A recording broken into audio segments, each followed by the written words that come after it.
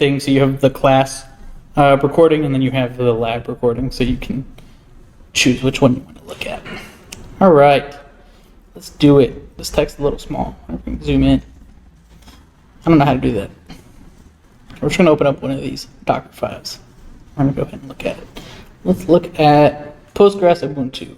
I think that's a good start. I can zoom in here. Yeah, I know how to zoom in there. So you see here, this is one of the bad ones. With the build time of over 25 minutes, and I end up having to just cancel the build for this. I wanted to say, it's going to take you 7 minutes. It was way past the 7 minutes that I thought it was going to be. I might have wrote it wrong. That is also a real possibility. But this is essentially the guts of a Docker container, right? So the first thing you have to do, right, the very first thing you have to do when you build a Docker container is tell it what to use. So that's what the from is, and the Ubuntu is, I want to tell it to use the base Ubuntu image in 2204. Maybe that was just too new. Maybe the 2204 was too new. Maybe I needed 2004 or 1804. Those are some of the other ones you'll see, but 2204 from the base image. So what does this mean now? This means I have a Docker container that's going to have Ubuntu Linux running in the Docker container, which means I have certain commands that you'll see down here, like the apt get. That's going to change depending on the version of Linux you run. So this is where we talk about in data how you need to have some like bash scripting and Linux capabilities, because it's very relevant for a lot of things we do, like shell scripting, bash scripting, and also even for Docker containers. So Ubuntu Linux uses apt get, but say if you were using instead of Ubuntu, you're using Alpine for some reason, right? And then 3.14, you would then have to do a run apk, right? Instead of the apt. So each one has its own commands that you would have to follow. And then what's going on is install the dependencies. So what am I doing here? I want to get Postgres on this Ubuntu image, right? Because I want essentially a server that's running Postgres SQL 16. This could be anything, right? This could be MongoDB, this could be MySQL, this could be whatever you want it to be. But I want a database. When I get a database on here, and there's certain update, install, right? There's certain dependencies that come with this, and this is the most painful part when I'm trying to build a new Docker container most of the time, is this piece, right? It's trying to figure out what dependencies do I have to install to get this thing working. Usually when you do Docker build, it'll give you an error and it'll tell you exactly what isn't there, and then you can just add it in, then you run Docker build again. That's how I usually go about doing that. But you end up getting to something like this. And I'll be honest, I didn't really pay much attention to this one. I just got it from ChatGPT and put it in there, and that's why it took 25 minutes. The other ones I actually built. This one I didn't, because I wanted to show just how we get started in something like this. So some of these things may not be necessary, or they're probably wrong, which is why it took as long as it did. And that can be a debugging clue to you, is when it takes 25 minutes to build, something's probably wrong in there, and you don't need to be doing that. Just to note, you got two updates in there: apt-get update and apt-get update. Yep. So there's one there and there's one there. Exactly. So don't trust ChatGPT. So that's the first run, right? And what does a run do? A run is going to say run this command like you would run it on a Linux machine. So that's why you have to do run, prefix it with run, and then the apt get. So if you were just in the terminal on an Ubuntu machine, you would just run apt get update. But because you're in the Docker, you're going to tell it to run this, and it's going to run using this machine, right? That's how it's going to start doing that.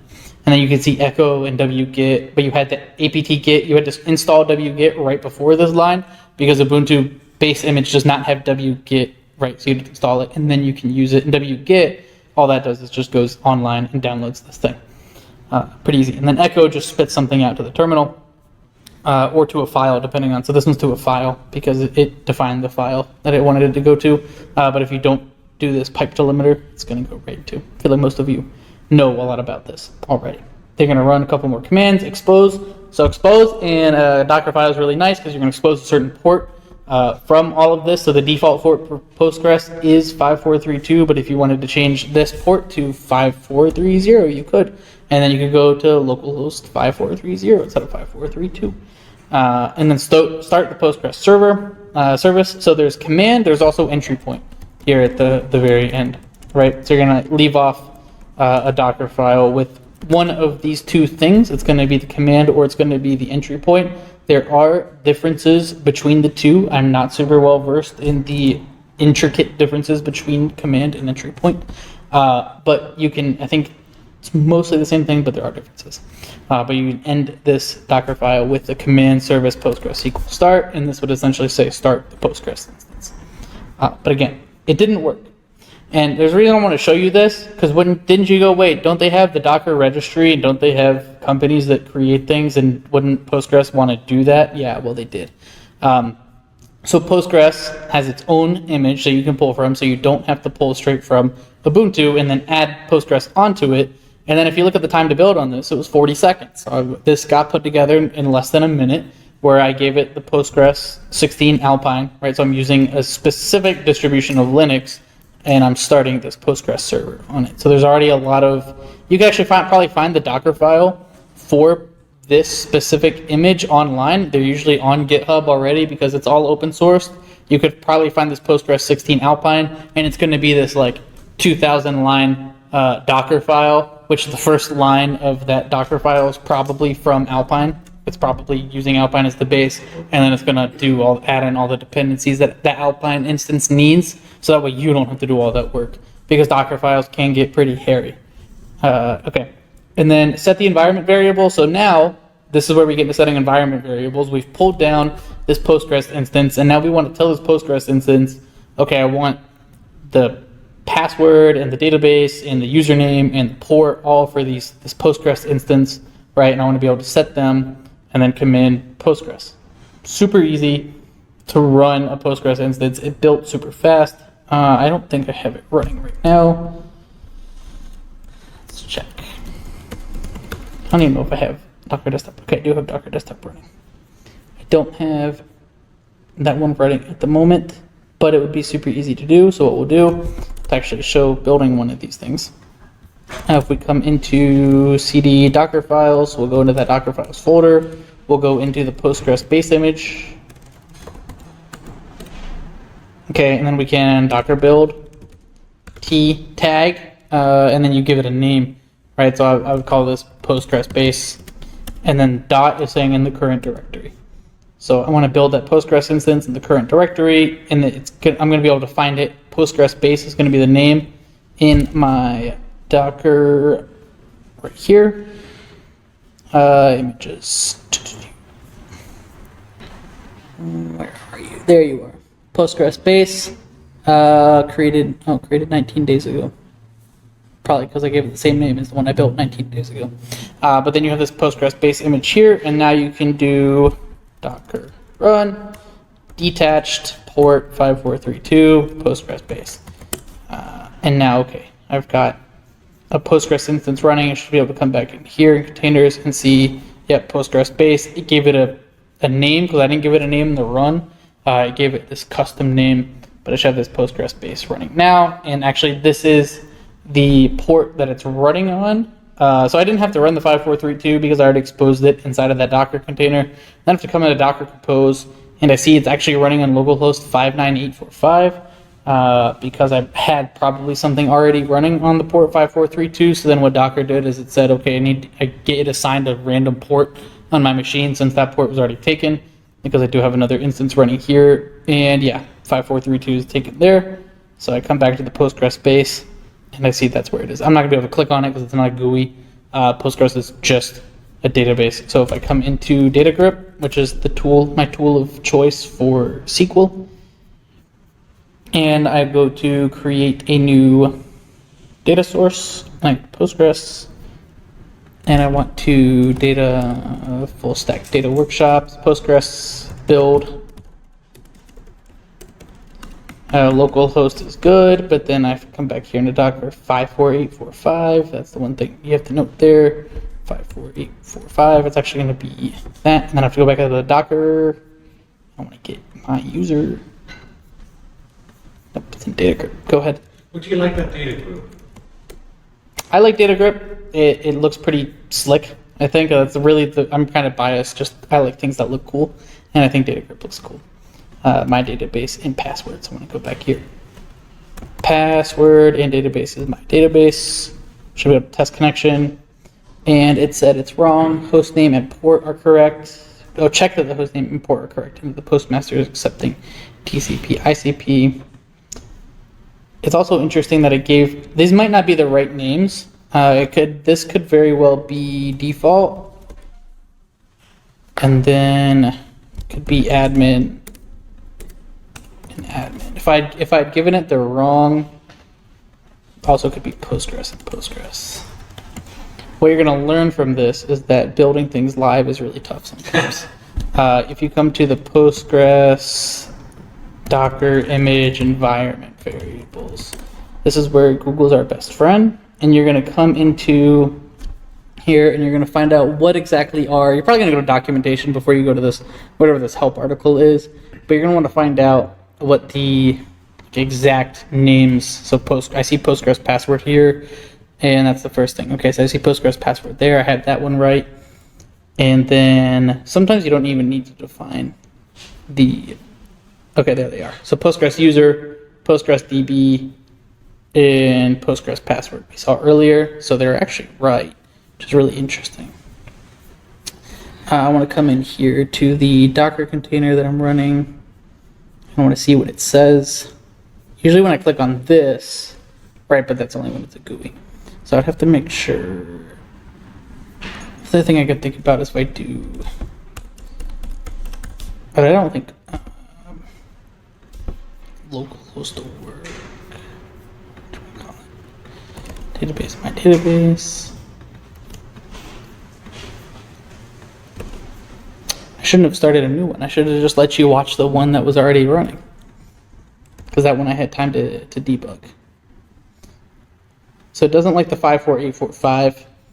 That's what I'm understanding from this exercise. But I do have one already in here. That's because I already have one running, and that's where you get into things. Because this is the one that I built yesterday. I'm a little bit confused. Go ahead. You said it didn't like the port number. I mean, it did have to change the port number because the original one you were using? Yeah, because 54342 is already in use by a different container. Exactly. Yeah. So 54342 is being used here. And then if I come into, if I were to look at, and actually I have pgadmin running too, which is nice, because that's a GUI on it. But that's coming later. Okay, well, that's not working right now. It built correctly and it's running correctly, but I can't quite log in correctly. And so this is where you have to play around maybe a little bit with the environment variables. It's got to be, it's something in here that I named something wrong, or it doesn't like one of these names, unless it's the port. I don't think it's the port though, because the port, like I said, it's already taken, and I was defining that new port. It wasn't in this one. It was in the one I was trying to create. But you see, like 5436, that was the project I was working on, where I already had 4 ports taken from 5432 up to 5435. So this one here was 5436. That things get a little hairy once you have a bunch of different Postgres instances running. But that's the nice thing about Docker too, is you can have your data isolated across different containers, and you want this container to only be able to access this data. You can do that because it's just essentially defining a port number. But anyway, that's that one, and I wanted to show you environment variables with that specific file. So we'll not save it because it didn't work anyway, the changes I made, and we'll come into, we'll do Ubuntu Spark. I like that. So this Ubuntu Spark image, I've actually used this very image a few times, not in the testing that I did at work, but in my own kind of testing, so I know this one works if I were to build it right now, and I'll do that in a second, show you. But this one is a little bit more intense because it's using the 1804, so this one's a little bit older of an Ubuntu image. But if I update the Ubuntu image, I probably will break something down here, so I haven't updated it yet. And you see the apt-get update, and you see this one looks a lot cleaner. It's just one update. All the installs are in the same line, and I've gone through and like validated these dependencies. But you see it's using Python 3.8 right here. I'm getting curl, I'm getting wget. It's a bunch of different, and then these are all dependencies for Spark. These like libpq dev, build essential, going through and having to build this Docker container and then having it yell at you because you didn't have the right dependencies, and then cleaning up because during the install process you get some transient files, so you want to clean it up and make sure that whatever's left over are the things you actually need. And then the next steps are getting Spark, right? So again, these are all just run commands that you're going to run on the Linux machine, so on the Ubuntu base distribution image, and then your wget again is just downloading a file from online, right? So this is really powerful. You could even, sometimes I'll do this, and I'll say Spark version, and this would actually be like arg Spark version. I could do 3.0.1, and then here I could do like something like Spark version. I forget if I need a dollar sign or something there. And then you could have, because you see 3.0.1 is there, it's here and it's here, right? So if I wanted to make a change to the Spark version, I would have to make it in 4 different spots, or I could just have it be here in the ARG and the Spark version. And I want to make that change right now because it's probably not going to work. But I do this a lot, especially in these really large images that I build at work and then I put on the GitLab. The 3.2 for Hadoop here, you see that in 1, 2, 3 different places. But what's going on here, the tar XVC, or XVF, I mean, it's essentially uncompressing. A tar file is like a compression, it's kind of like a zip, and it's going to uncompress this file that it's downloaded from the wget command. It's going to move that file into the user local Spark, and then I forget, I don't know if that one's doing an alias, I forget what the LN is doing. I think it's link, isn't it? Symbolic link. Yeah, okay, yeah, the symbolic link. So now it's going to allow you to write just Spark, and anytime you write Spark, like Spark submit, it'll do this. It'll go to the user local Spark, and it'll get your Spark distribution, the Spark that you have installed in that Docker container. Now you've got Spark. Now you got to actually run pip to get the dependence of PyTest and PySpark. There's some other testing libraries for PySpark, but this one I was using PyTest. But you can now just do the pip install for PySpark as long as you have Spark right on the machine. And then PySpark will install correctly. It's just setting the working directory. So you can now set the working directory in the Docker container, because this copy command is saying copy everything in the current directory into, and here you really could do like, I don't know if you could do a period there too, since you've now set the working directory in the container to the app, but it's better to be explicit. Explicit is better than implicit, so you're saying copy everything in the current directory into the app folder, and that's usually really beneficial when you want to run a Spark job in the Docker container, and then you can set PySpark Python to Py3. I had to do that for this one specifically. And this is another way to do it. So this is another Spark. You see this one's a little bit newer.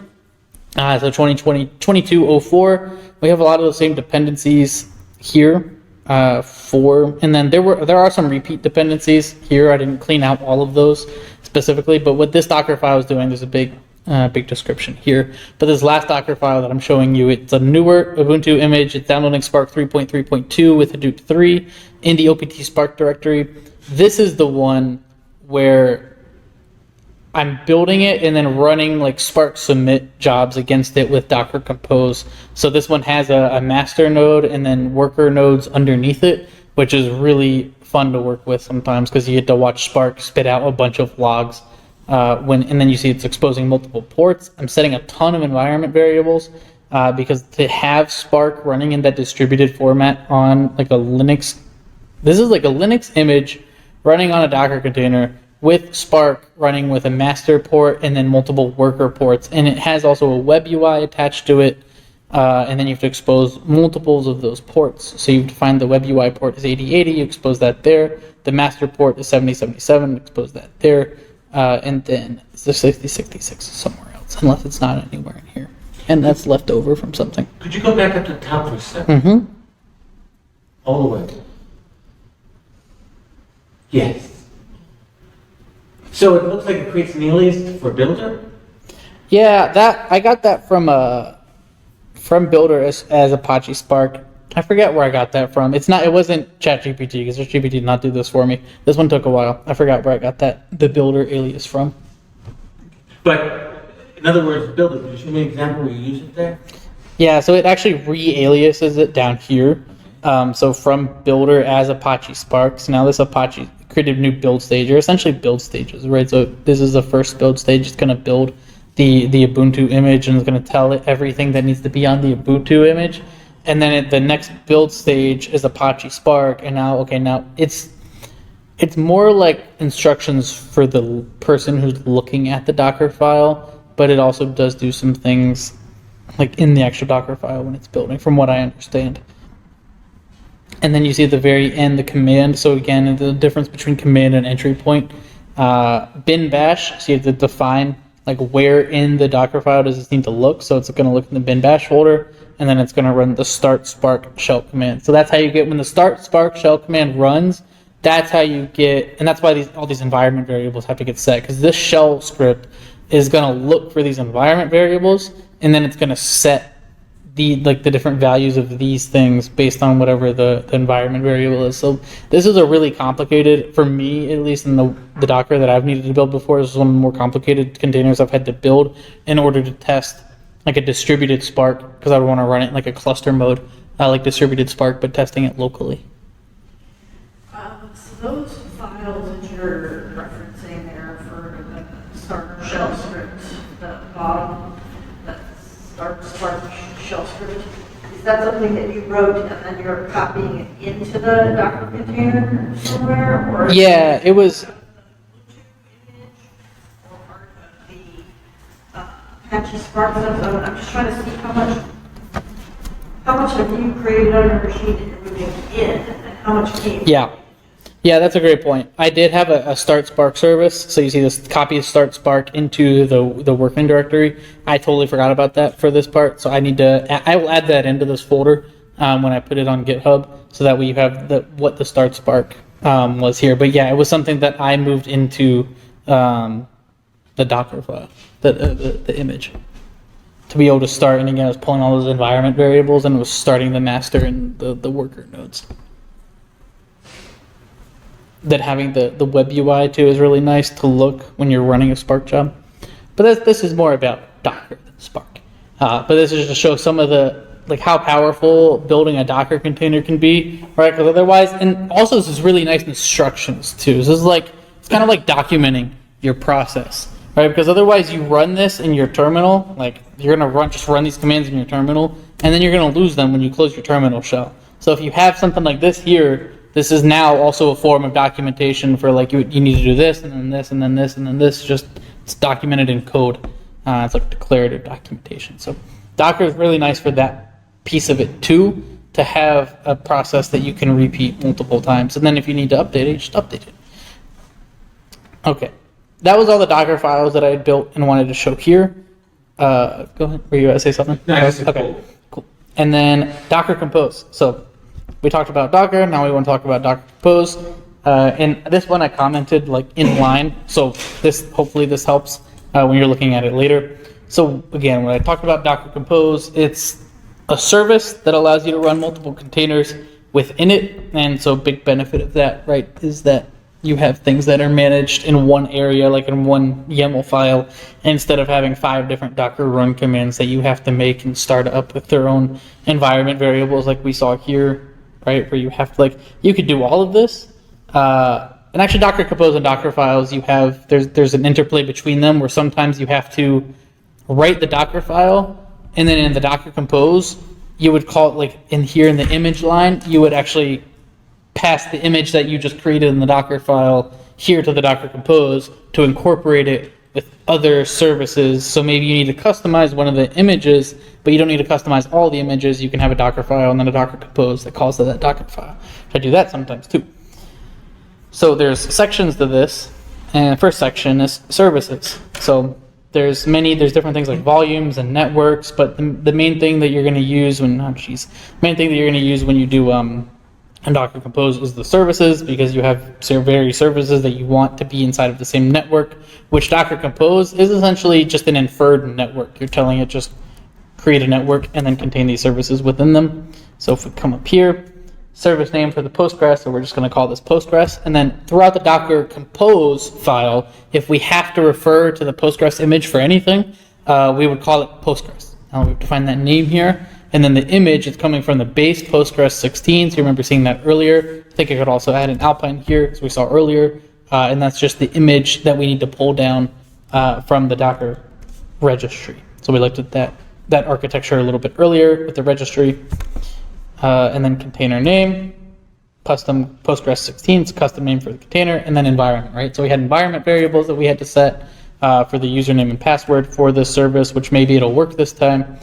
And these are the normal ones, right? So the Docker container I built earlier, I tried to define new names and that didn't necessarily work, but these are the normal default admin password, right, that you'll use when you log in to one of your, or try to establish the connection. So environment variables you define and write. It's just the difference between, if we come to one of these Docker files, it's the difference between, they were here, like env, and then Postgres and password. And then here it's environment, and then Postgres DB, Postgres user, Postgres password. I think this looks a lot cleaner. It's just a section within a YAML file. I think about JSON, environment, and then what comes next, volumes, right? So we want to persist our data. I'll pull these up, pull these last ones up here. So the last things we're trying to do here is the volume. So this one always confuses me actually when I'm building, whether it's a Docker Compose or a Docker container. There's a colon here, right? And on which side of the colon is my local machine, and on which side of the colon is the Docker container. So the left side of the colon is your local machine. This is the path on your local machine. So this is assuming in your working directory, when you build this Docker container, you have a file or a folder called Postgres data, right? But then maybe you don't. So you would need to make sure you create that. And then in the Docker image, so you see the doc there, it's going to have var lib PostgreSQL data.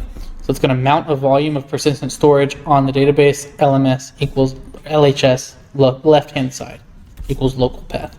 So your volume here, which is really important to have, because then if you spin down your Docker image for some reason, you'll still have that data. Otherwise, when you spin down your Docker image, you don't have the data anymore. It goes away. Because it goes away with the Docker image. So you want to have a volume that you define, especially when you're talking about a database, right? I wanted to focus this on data, but we could be talking about anything. We talk about a web server, backend, front end, but this one is specific to Postgres. I think it's the easiest for many people to grasp, right? It's like you have a Postgres database. Where does it live? It lives in the Docker container. And then the port, same thing here, maps port 5432 inside the container to port 5432 on the host.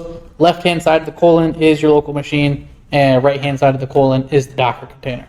So 5432 can't change on the right-hand side. It needs to stay 5432 on the right-hand side because that's the Postgres port that you need to listen to. But then 5432 on the left-hand side can change because that's the port you want to expose it to in your local machine. I could change this to just this, right? And eventually, like I would just go to that localhost 87s.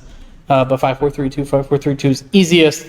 Otherwise, you get the problem we were getting earlier with not knowing whether that port was actually right or not, which probably was, but anyway, we'll move on. And then restart unless stop. So it's just a container restart policy. So don't restart it unless you stop the container. All right, next up is PG admin. So I brought in this PG admin because I wanted us to not have to use DataGrid, because most people don't have DataGrid. You have dbeaver, maybe you have some way of looking at SQL on your computer. But PG admin is just a web UI for Postgres. So you can have the Postgres data on your machine, and then you can have a web UI for a Postgres instance. So I wanted to make sure we build one of those out too, and I'll bring a few of these in here. So the image is dpage PG admin. Again, same thing, right? We're just going to the Docker registry. We're finding the official PG admin Docker image, and we're going to give that to the image command here. And then you can probably do latest too. The problem with doing latest though is they're going to update these, and then if you keep doing latest, you might like break something. So oftentimes it's easier to hard code these. And then when you need to update, you go and manually update them unless you have a really like robust CI/CD like already built into this process. If you do latest, right, some dependency might change and it'll break later, and you have no idea why. So container name pgadmin4, again, just what you're going to name the container when it builds. So if I were to go to Docker Desktop and I was to look at this Docker Compose that I'm running, you see pgadmin4 here is the name of the container because it was defined as pgadmin4 in the container name. So it just gives it away. If we go back to the one I built earlier, right, where is it? Right there, where it was bold, Roganton. I don't even know what that is, right? It's just a random name. Versus when we define the container name, we can give them names that actually make sense, which is great for, again, for self-documenting our processes. Environment, so environment variables for the PG admin service. I just put it sam@sam.com. Doesn't even need to be a real email, right? It's just for the logging in. And then admin is the default password. And I'll bring, again, the rest of these in. The one I want to focus on or talk about a little bit more in depth, because you already know the other ones. Volumes, ports, restart. Depends on is really great because you can't have the PG admin like GUI without having the Postgres database running in the back. So you can have depends on, which will say wait for this image. So you remember how I said when you name it Postgres here, when you need to refer to it later in the Docker Compose, you'll put in the depends on and you can actually call it the same thing, right? So it's when you define that name, you put in the depends on, and you make sure that it builds the Postgres. And if this doesn't build right for some reason, maybe you set 165, it's going to stop and it's not going to try to build pgadmin. It's going to not build. It's going to give you an error, and then pgadmin won't actually build, which is good. You want that because you don't want to waste time or compute. And then these are standard, right? You define the volumes just to say, hey, there is a volume, but you don't actually have to put anything in them unless you're doing something a little bit more advanced. I think the use case for populating this volume section is when you want to persist on like S3. If you wanted to persist this Docker container on a machine that's not your local machine, I think you would need to populate this volume section, but you do have to populate them in this way, right? Where you pgadmin data, you see it has the same name as the local reference in the volumes. And then Postgres data, you see here, Postgres data also. And then you have to define it here. So you do have to do that, but you don't have to populate it with anything. It's like an init file when you're trying to build Python. Like when you're trying to pull in different modules from different folders in Python, you have to have an init file in every directory that you build in. It's the same idea here with the volumes. Like you have to put them here, but you don't actually have to put anything in them. In some cases you might, but in this case you don't. So, and then I can come into, I already have it running because I didn't want to run into issues. Come into pgadmin. This is actually what it looks like. And I had already logged in with that information too, so it just logged me right back in. And again, it's not a course to talk about pgadmin specifically, but pgadmin is really nice because you could go here and you could add a server, and you could do all this other stuff from it, right? And then when you spin down your Docker Compose, you don't actually have to worry about anything. So what I would do then, if I'm not in the right folder, but I would go to the, let's see, again, I'm not in the right folder, Docker Compose. How I'd run it is I would do Docker Compose up D, and again, that detached just means like don't take over my terminal. Otherwise, it'll take over your terminal, and then you can't use your terminal anymore. You have to open up a new window. So that's all that the -D means. But it's really just Docker Compose up. That's all you have to do. And then Docker is going to take care, right, of all of this. Docker is going to take care of making sure that all these things happen, that these ports are exposed, these volumes are there. There's a network, right, defined by just the existence of this file defines the existence of the network. And then that's how these two services know to talk to each other. And I didn't show like a use case of pgadmin actually working with Postgres because I didn't want to go through and create a bunch of pgadmin stuff. But they are talking to each other. And I know it worked because it depends on Postgres, right? So I know that Postgres built, and that's how I was able to log into my pgadmin. And I can even see them here, right? If I come into Docker Desktop specifically, and I want to click into the Docker Compose, I see the two images running here, and I actually have the logs from my Docker Compose right here. So you can, I think if you do in your terminal, if you do Docker PS, you get the, see, it's a D page pgadmin, container ID, Docker logs, and then you have to give it the container ID. So you have the logs there, right, that you can access just by doing the Docker logs, passing through the container ID, or you can get the logs in Docker Desktop. It just depends. Like, I prefer to be working in Docker Desktop. I think it's easier for me. But then if you need to, for some reason, not be in Docker Desktop, then you can do it here. And you see, you're able to look at the Git requests, logging all the Git requests. There's a couple post requests in here too, et cetera, et cetera. So that's where the logs are for that specific container. And you see, again, the ports here. So this should be running on localhost 5432, but apparently that was not working right earlier. And then this is 50/50. This one has the web UI, right? This is a GUI because it's the pgadmin. So you're able to click right on that, and it didn't open up the pgadmin, right? Because that was already like ready to go. So that's the GUI, but when you click on something that's not a GUI, it's not going to load anything, right? Because there's no GUI to look at. And then here, if I look at, oh, look at that. That's for me. Look at all these SQL files. I'm just doing stuff all the time. All right, we close all of these things. and I look at the Postgres at localhost, I think it's default at localhost. It's one of them. Let's check out the properties. Okay, so it's not that one. I think it is this one. Nope, not that one either. 5432, there she is. Postgres, localhost, test connection, and password authentication fail, of course, for the user Postgres. So that I want to come back into my Docker Compose. I want to make sure Postgres password is password 5432. Hopefully I can put that back in and it'll work. What's the username? Admin. That could be why it didn't work. And then Postgres was here. Nope, still didn't work. This does normally work.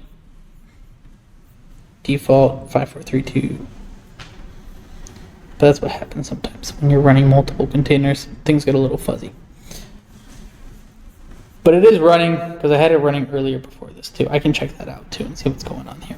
But that's how you know. But at least the PG admin was working.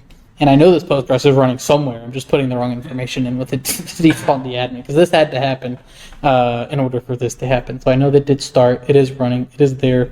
And then you have the servers here that you can go and create. And you could go to the PG admin documentation, right? And you could pull all this up and you figure out, okay, how do I use, actually it's Postgres PG admin website. And you can figure out how do I use PG admin, right, with Postgres in the background. But that's all for another time. So when you talk specifically maybe about databases. But I wanted to show the power here of Docker Compose and how you can use the Docker Compose. And then one instance, right, where you might need to change it. One time I had to build a Docker container where I had to pull down Airflow with just the Docker container for Airflow. And then I had to add in just literally one environment variable. And then in here, all I had to do, instead of calling the image from Airflow, right, the base Airflow image, I just called it, right, Sam's Airflow or whatever, because I had built that image locally. And then I was able to put that Airflow image that I had added that environment variable to into the image. I don't know if it was an environment variable. It was something like that, where I had to do a little bit of customization to the Airflow base Docker image and then put that into a Docker Compose. Airflow also has a Docker Compose because Airflow is really complicated and has like 4 different things that it has to start up when it runs. So you'll also put it down, you also going to put the environment variable in here and have it run correctly, right? With the Airflow image? Yeah. You can put it here and you can define all your environment variables. And there's other things you can do with Docker Compose, right? There's a lot of other pieces you can add in here, but I think it depends on is really important. The restart policy is important. You have to look at the documentation to figure out all the different things. But really it's the image, the container name, the environment variables, and that's nice because now you're putting your environment variables are now attached to a specific service, right? Because your Postgres user and your PG admin email and your Postgres password and your PG admin password are different, right? You're using different information to get into PG admin than you are to actually connect to your Postgres instance, right? So then PG admin would probably use, like if I were to add a new server, probably have to use some of that information right here. You can actually try it right now. We've got a few extra minutes. Let's see if it works. It might not. Third try's the charm though. I've had 2 of them not work on me, so I'm hoping this one works. This is, I'm assuming localhost 5432, not 5432 because the port's already here. Maintenance database would be the database that I've defined here. I would do a hope. The username to be admin, Kerberos authentication. I don't have any, but oftentimes when you're working in a production instance, you will have to use Kerberos role. I don't have a role. Name can't be empty. I wonder if I just put Sam here. Nah, I've never done this before. I've never used PG admin to build a database. I always use DataGrip. But that's showing kind of the power, right? And you see here I'm logged in as Sam at sam.com. That's my user, and that was set here, right? Sam at sam.com, and I used admin to log in. So then that's how you would use something like that to create this web service that you could use then to create all of this. And then that is, again, why you want to define this port, this PG admin data, because otherwise, if you were to add a server, configure PG admin, like go through some steps in here and do all of this, you would lose all of it when you spun down your Docker image. So you want to make sure that you have the PG admin data volume, because that's going to save, most likely, is saving like metadata associated with PG admin, not just like the Postgres data is going to be .dbs that are saving databases into this folder. but the PG admin's probably saving metadata.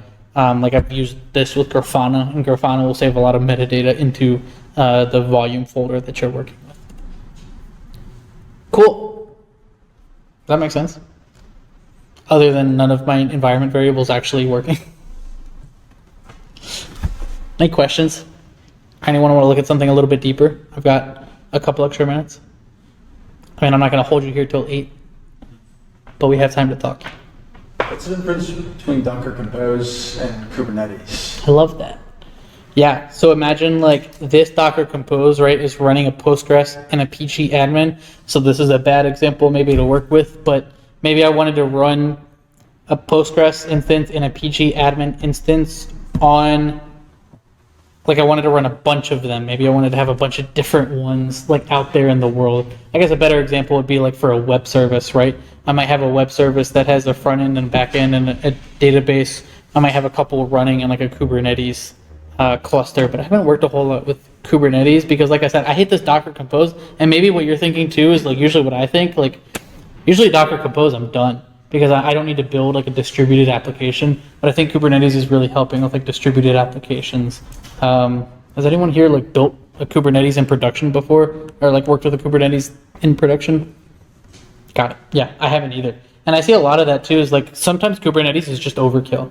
Like, why do you need to do that? But sometimes it's not. Sometimes there's like, you do need it because there's a lot of people hitting whatever application that you have. Maybe for like a cellular application, I could imagine Kubernetes being a really good use case because you have a lot of people hitting it. But then there's also like load balancers and like other things going on there that I'm... Yeah, Kubernetes, from what I've read about it, it's very sophisticated in terms of, like, for example, it's got the YAML file. In there, you not only define, like, the restart, but you also define how many processes of a specific instance. Wait a second. How many classes of specific instance you want up. Yep. You know, and stuff like that. You define, like, a number of replications. Yeah. So you can have that same instance up 3 times, 4 times, 100 times. Like, it could be replicated however many times you define it in the YAML file. Yeah, because like one thing I noticed with microservices and Spring Boot is they don't discuss that. They talk about microservices, even though that's a characteristic of microservices.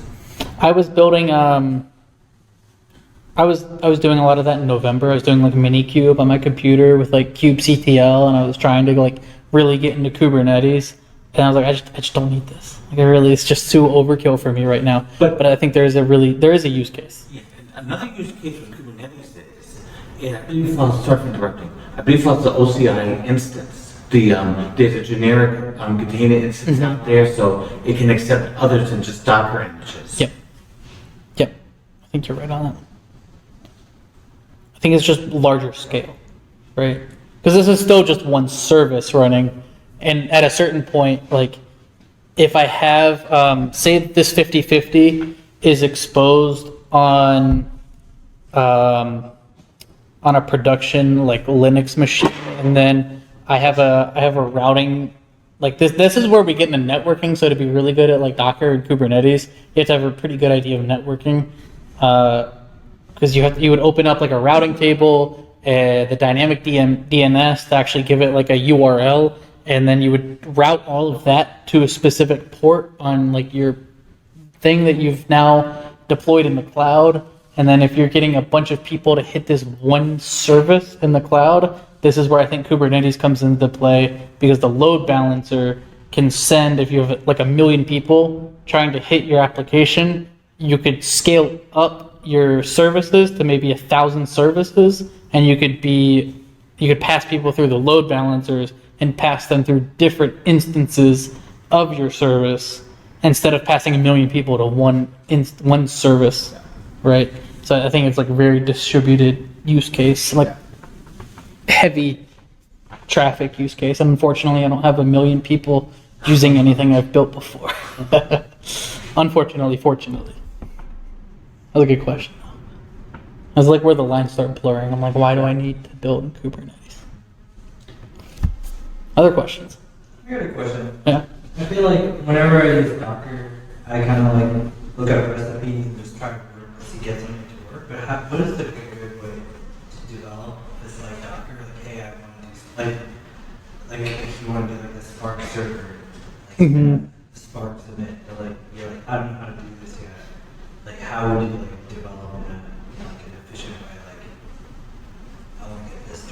You're saying like instead of guessing and checking, or instead of asking ChatGPT? Yeah. I just think about like I want to do something new in Docker, but like it's not just copy and paste.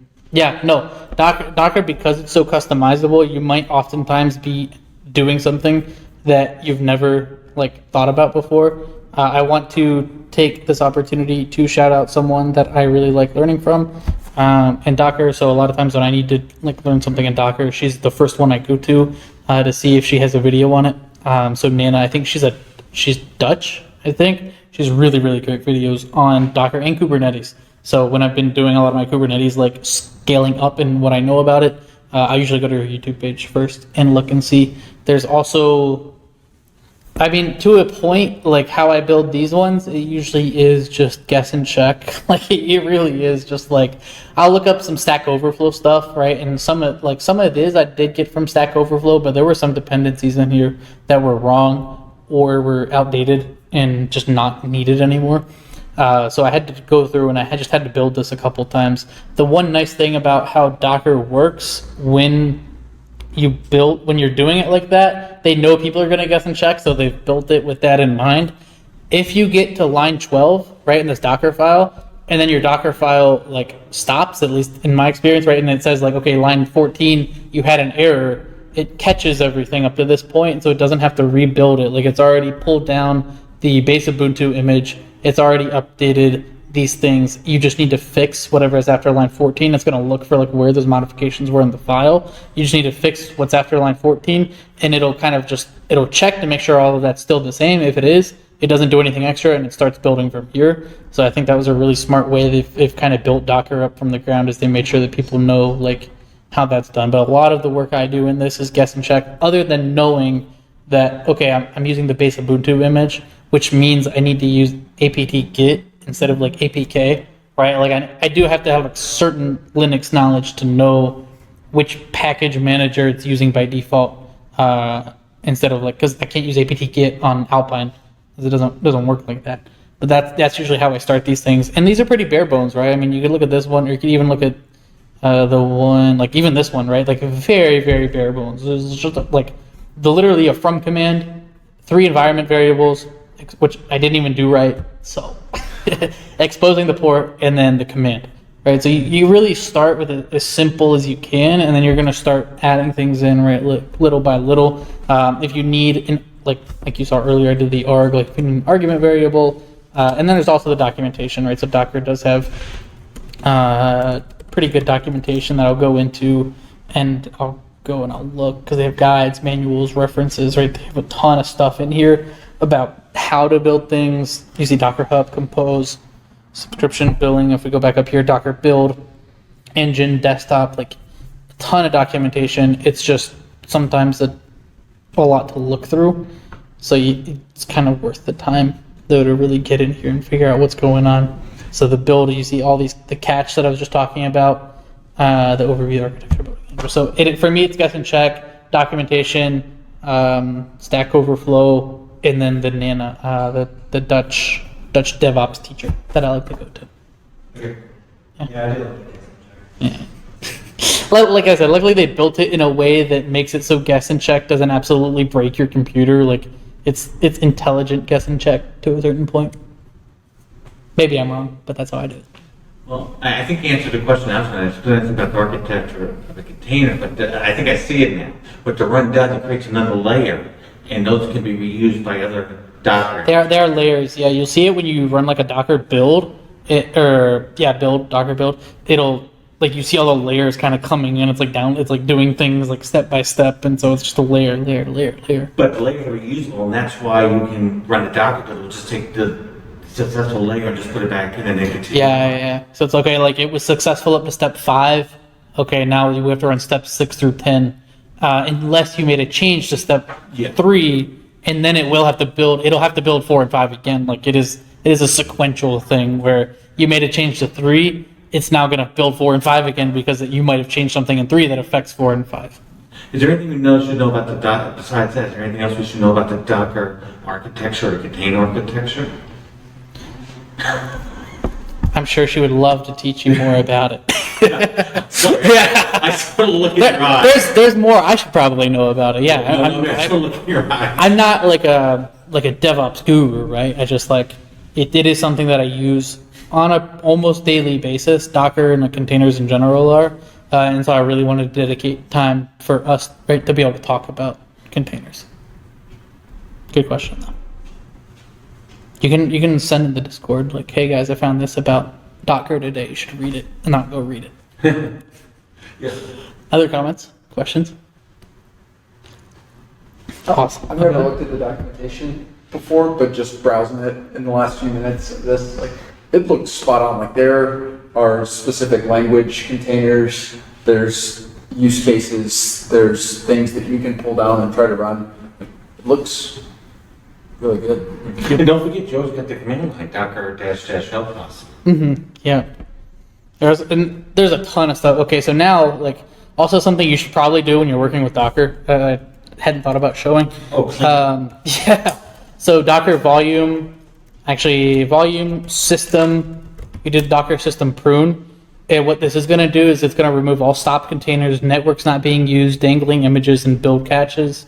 Because like when you build 10 steps and you make a change to step 8, and then it doesn't need to run the first 7 again, but it does have to save them somewhere to know, like, do I need to rebuild that? So if I hit yes here, do I want to continue, and total reclaimed space, it's almost 2 gigabytes, right? And I probably ran the system prune like a week ago.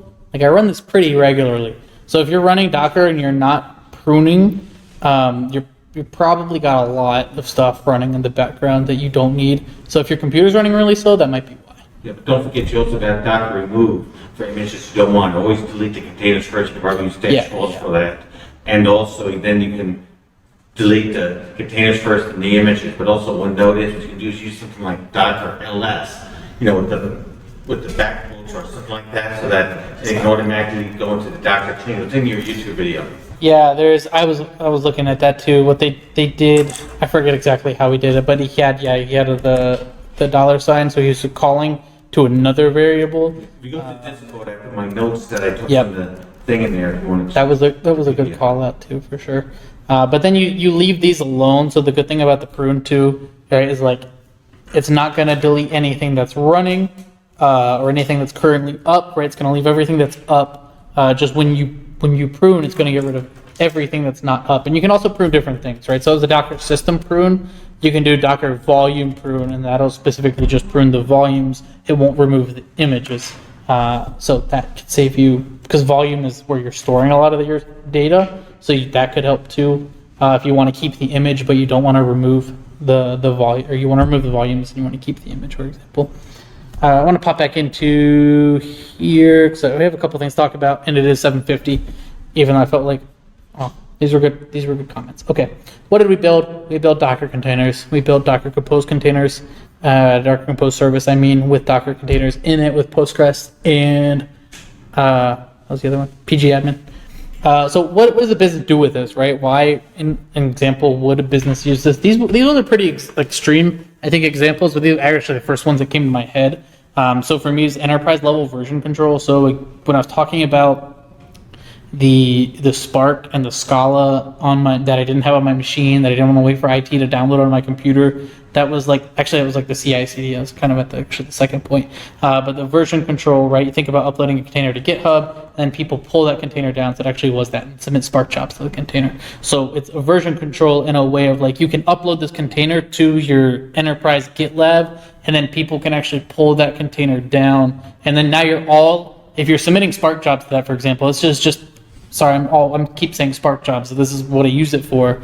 And if you all pull down that same container from the GitLab, and then you push Spark jobs to that container, you're all pushing Spark jobs to the same instance of Spark, right? So it is kind of like a distributed, like version control is the way I was using it when I was using it. So it's a really cool use case, in my opinion, for how I would use just a container in like my day-to-day life. And then also CI/CD. So I didn't have an example of this here, but there's a thing called GitHub Actions, and GitLab has kind of a similar thing built in too, where you would use a container as like the base to run your CI/CD, which is essentially acceptance testing into your repository. So you want to make sure, like, okay, in this Docker container, I'm going to pip install PyTest, and then I'm going to run PyTest on like my code that I'm submitting now to the repository, so I can give my repository instructions to say don't accept this PR unless it passes the CI/CD, and the CI/CD is using essentially like a container orchestration underneath it. So that's how, like, when we get to the MLOps section in October, November, December, we'll talk about it a little bit there, a little bit deeper too, because CI/CD is used a lot in that context and like the MLOps context, in order to make sure that your models are tested before you push them and things like that. So businesses are using, and they're using them for a lot of other ways too, right? Docker, Kubernetes, Docker Compose.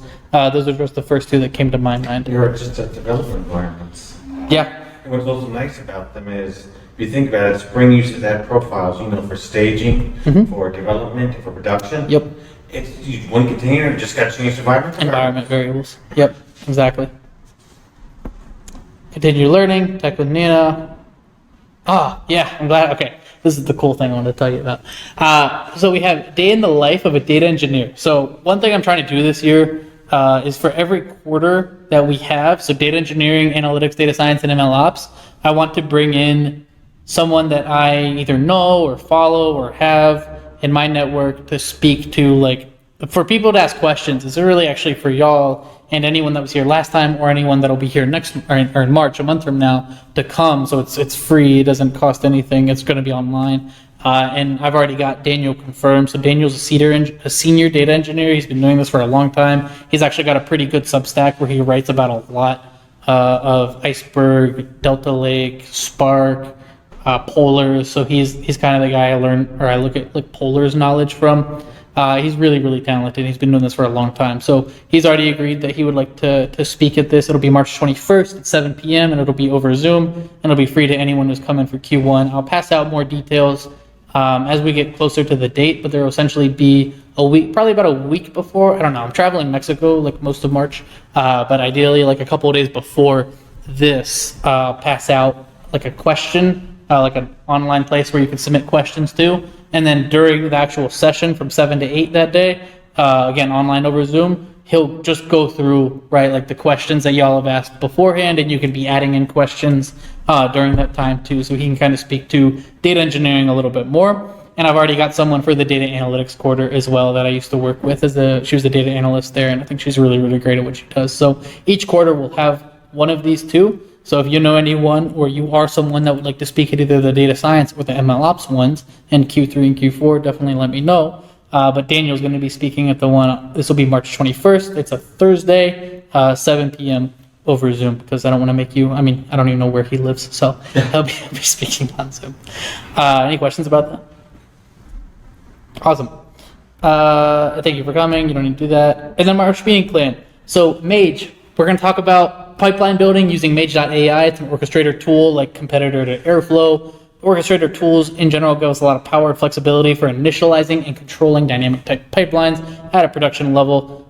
So when you start running the same code for many different use cases, or like if you're working with clients, like you run the same type of pipeline for many different clients. If you're working on the product or something, it's a really good use case for that. It's a really good use case if you just need to run like a weekly process. You stick it in an orchestrator tool. You put some checks around it to make sure that like this ran. You put some QA, QC in the orchestrator tool, and essentially just a more complex wrapper around shell scripts and cron jobs to make it look prettier and give you a little bit more power in how you manage them. But we're going to talk about Mage, and I've invited someone from Mage to actually spend the first 30 minutes talking about orchestration and ETL, because I think that would be really cool to kind of hear from someone that works at an orchestrator tool. And they're a competitor to Airflow and Prefect.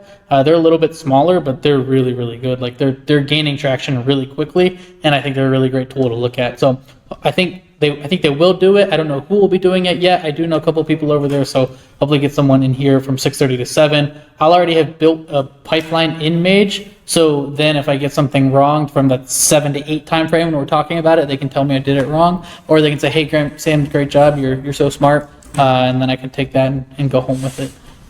So yeah, that'll be the March meeting plan. But again, remember, we have 2 things in March then. We have the March 21st, which is that Thursday at 7 p.m. And then the next Tuesday, which again, last Tuesday of every month, unless that Tuesday is a holiday, at 6, between 6 and 6:30, whenever you get here for that mage orchestration session. So March is jam-packed the last 2 weeks. Hope you're ready. It's a lot of fun planning these things, and I'm excited for it too.